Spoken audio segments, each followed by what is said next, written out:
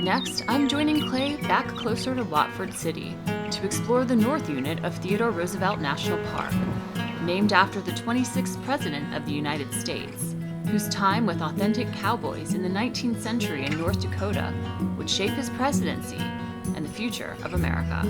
On the way into the park, we come upon a North Dakota traffic jam as we make our way to Oxbow Overlook.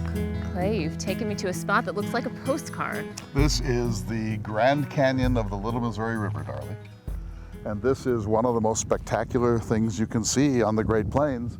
It's the crown jewel of Theodore Roosevelt National Park North Unit. The Mandan and Hidatsa used the Little Missouri River Basin as a bison hunting ground. These Badlands remain spiritually significant to them and other Native peoples today. This land, too, made quite an impression on Theodore Roosevelt. Theodore Roosevelt was here. He came here in 1883 to kill a buffalo. He fell in love with this place. He said it reminded him of the poetry of Edgar Allan Poe. When he came here, he was grieving for the simultaneous death of his wife and his mother. In the same household, on the same day, Valentine's Day, 1884, and Roosevelt wrote in his pocket diary an X and said, "The light has gone out of my life." And here he grieved, and he wrote, and he made long, lonely horseback rides and hunting trips.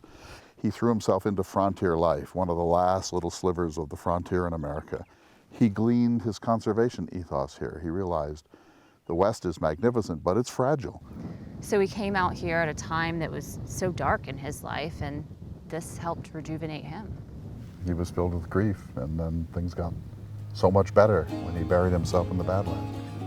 We have fallen heirs to the most glorious heritage a people ever received, and each one must do his part if we wish to show that the nation is worthy of its good fortune.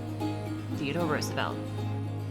Called the conservationist president, Roosevelt would work to grow the national park system, establish the U.S. Forest Service, create a federal bird reserve, and more. So as president, he did more for conservation than any other president in American history. And you can say with some certainty, Darley, that it happened here. It's almost like we should be saying, thank you, out here.